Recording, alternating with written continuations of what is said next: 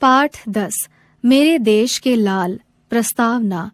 कविता के माध्यम से कवि यह बताना चाह रहा है कि भारत का बच्चा बच्चा क्या कर सकता है, भारतवासियों का तन मन कैसा है, वे किस तरह का जीवन जीना पसंद करते हैं, स्थितियां कैसी भी हों, वे क्या करने को कभी भी तैयार नहीं हो सकते।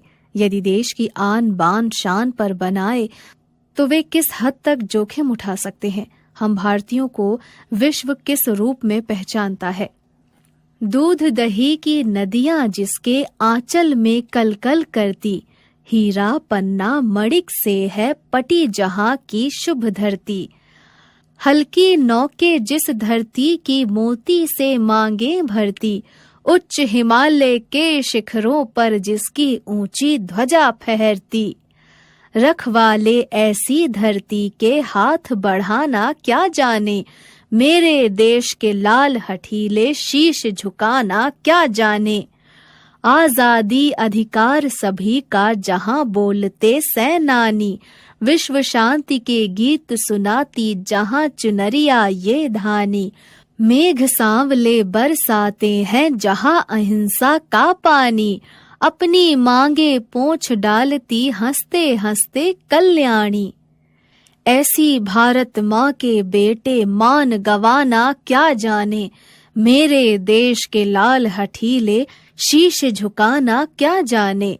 जहां पढ़ाया जाता केवल माँ की खातिर मर जाना, जहां सिखाया जाता केवल करके अपना वचन निभाना। जियो शान से मरो शान से जहां का है कौमी गाना। बच्चा बच्चा पहने रहता जहां शहीदों का बाना, उस धरती के अमर सिपाही पीठ दिखाना क्या जाने, मेरे देश के लाल हठीले शीश झुकाना क्या जाने। बाल कवि बैरागी। हमने क्या सीखा? भारत देश के स्त्री पुरुष एवं बच्चे अपने देश पर मर मिटने को सदैव तत्पर रहते हैं। ऐसे महान देश पर हम सभी को गर्व होना चाहिए। शब्दार्थ: आंचल, गोदी, डॉक। मणिक, गुलाबी या लाल रंग का एक रत्न। अ पिंक और रेड स्टोन। शिखर, चोटी, पीक। हठीले, जिद्दी, परसिस्टेंट। शीश, सिर, हेड। चुनरिया, चुन्नी। हरे भरे खेत, लहलहाती फसल। सडीन, ग्रीन फील्ड।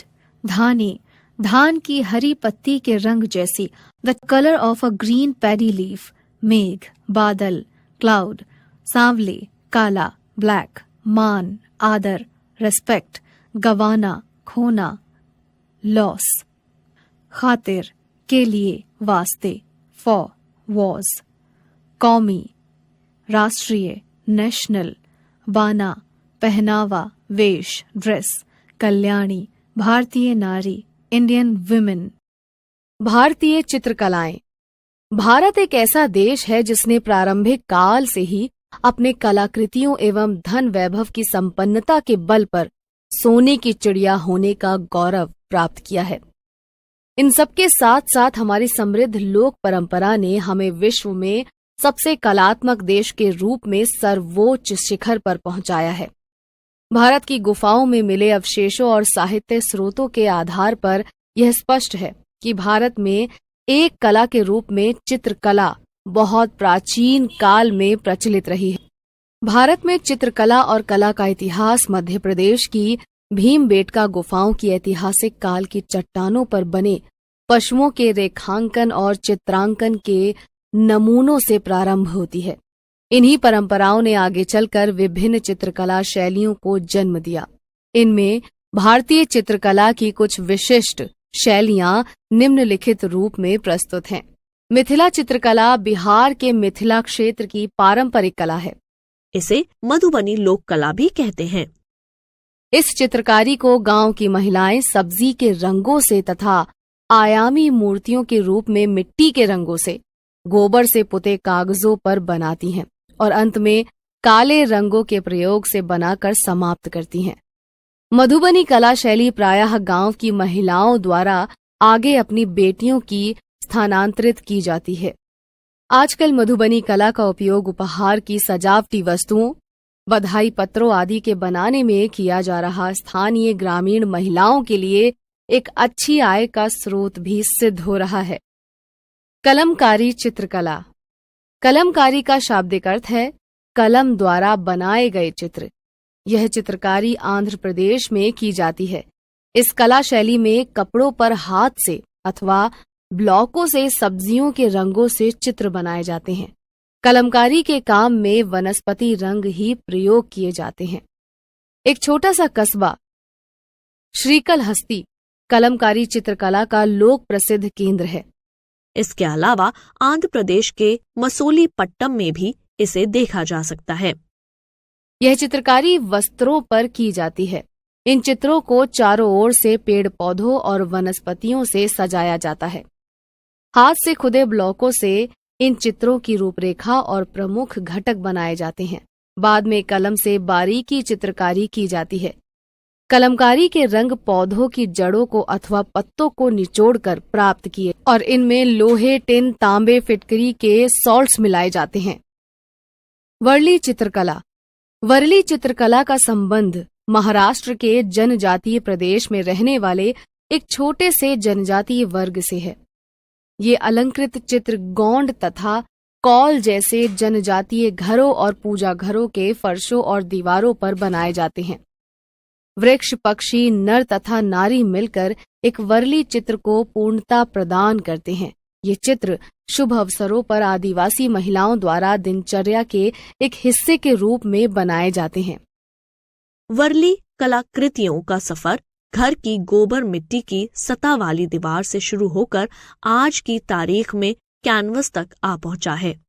इस लोक कला का चित्रण अब प्रिंट माध्यम से साड़ियों, चादरों आदि की छपाई और घपाई और धागे से कढ़ाई के रूप में किया जाने लगा है। तंजावुर चित्रकला। भारत के तमिलनाडु प्रांत में तंजावुर नाम का एक छोटा सा नगर है। यह एक असाधारण कला के लिए जाना जाता है। इस कला शैली से बने भित्त चित्र हमारे देश के मंदिरों और बिहारों में सुगमता से देखे जा सकते हैं। भित्ति के अलावा तंजावुर कलाकृतियों की कई लघु चित्र शैली भी प्रचलित है। तंजावुर कलाकृतियों के मूल फलक कटहल की लकड़ी से बना होता है। मूल फलक पर गोंद से गले को चिपकाकर सूती कपड़ा जमाया जाता है। सूती कपड़े पर चूने के पत्थर का लेप किया जाता है। इस सतह को चिकने पत्थर या सीप से घिसकर समतल बनाया जाता है। पूरे चित्र पर रंगीन पत्थरों या रत्नों के रंग को भरना होता है, अतः उन्हें खाली छोड़ दिया जाता है। बाद में कच्चे चूने के पत्थर और गोंद के महीन मिश्रण को खाली जगह में भरकर उसके ऊपर रत्नों और कीमती पत्थरों की जड़ाई की जाती है। रत्नों के किनारों पर सोने के वर्क को इमली की गोंद से चिपकाया जाता है।